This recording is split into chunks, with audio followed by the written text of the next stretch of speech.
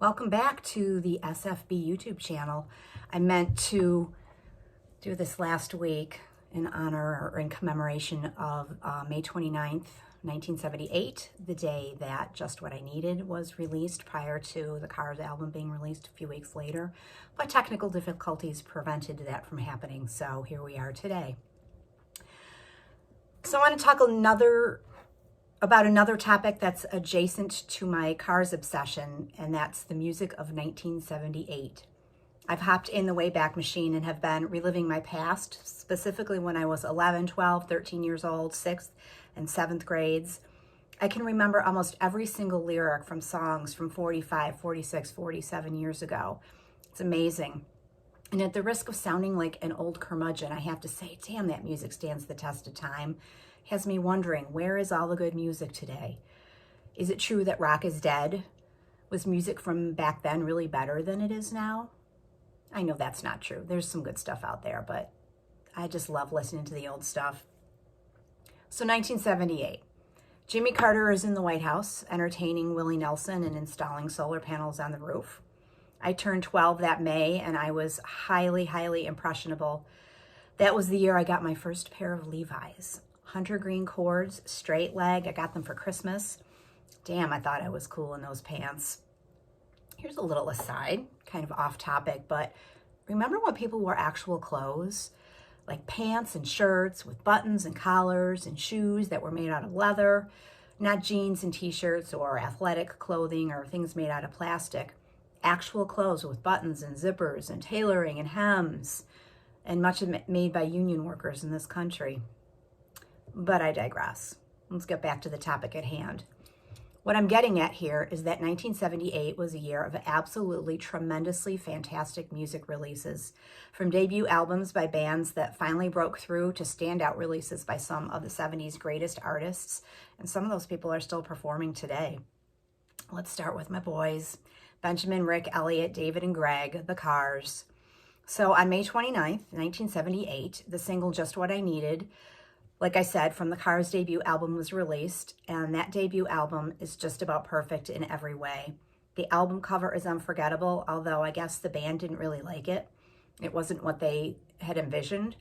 It was forced upon them by the record label instead of the one that was originally designed by David Robinson, and I guess, again, from what I've read, that design ended up on the album sleeve inside instead. Well, they may have hated it, but I think most people thought it was really neat. That beautiful girl with those red lips and the white teeth and that clear steering wheel. I mean, what kind of car has a clear steering wheel? It made an absolute impression, and I think it really made people want to buy the album. Every single song on that album is great, not just good, but great. The hits, of course, and if you count, there are six hits on an album that only has 9 songs.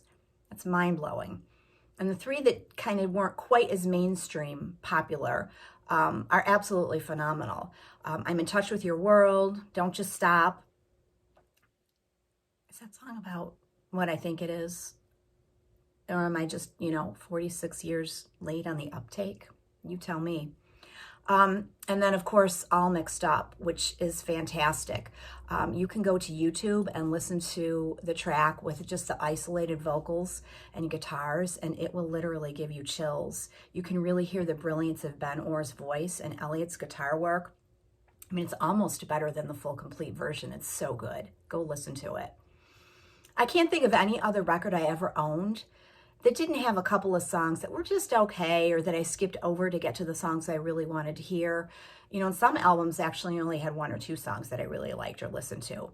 The Cars debut album is one of the absolute best debut albums in rock history, because every song is fantastic. And add to all of that musical greatness the way the band looked.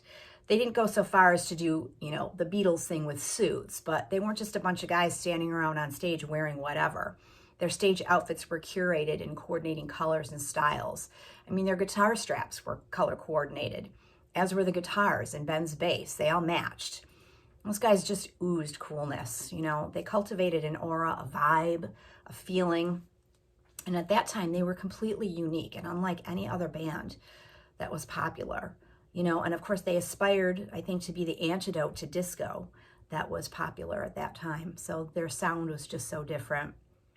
So for this album alone, 1978 would have been a standout year for music, but lucky for us, there was more.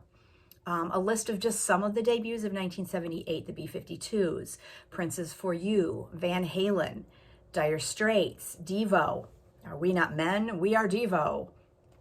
And here are some other bands that released music. They weren't their debuts, but these bands released albums in 1978. Blondie's Parallel Lines, Springsteen and the E Street Band, Darkness on the Edge of Town. I mean, brilliant. The Police, Outlandos D'Amour.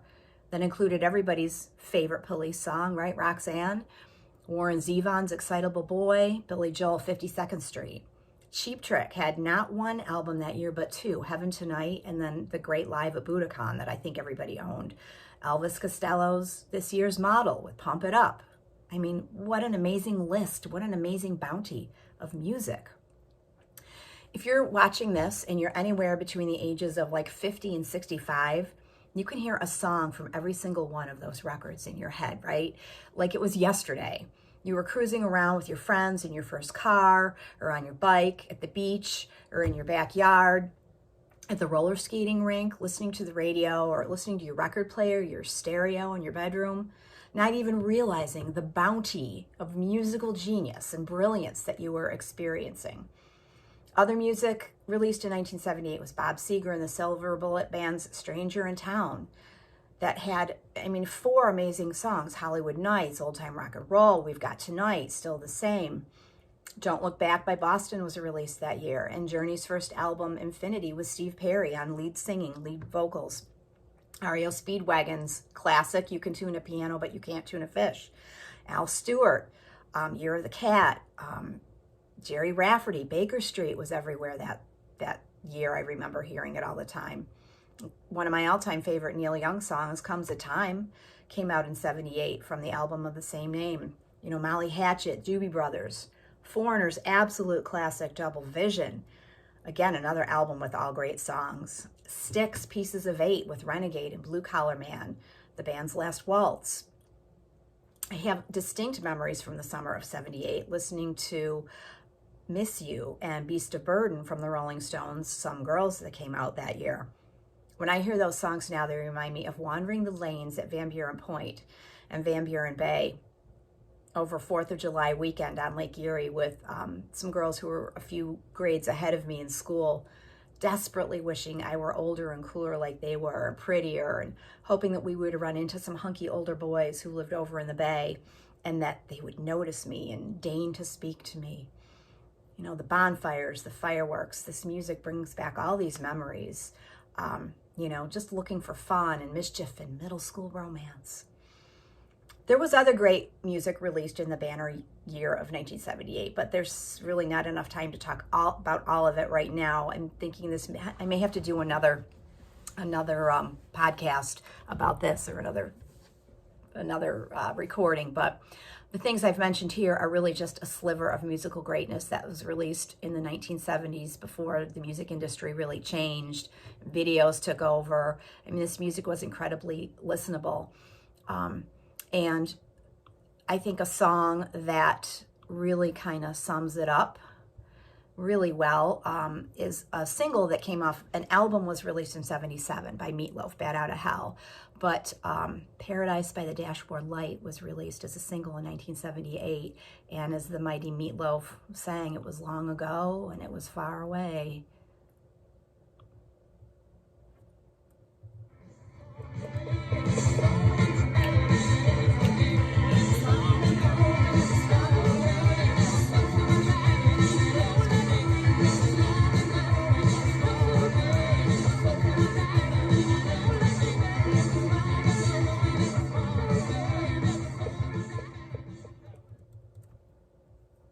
Gotta love it, 1978. Thanks. Talk to you soon.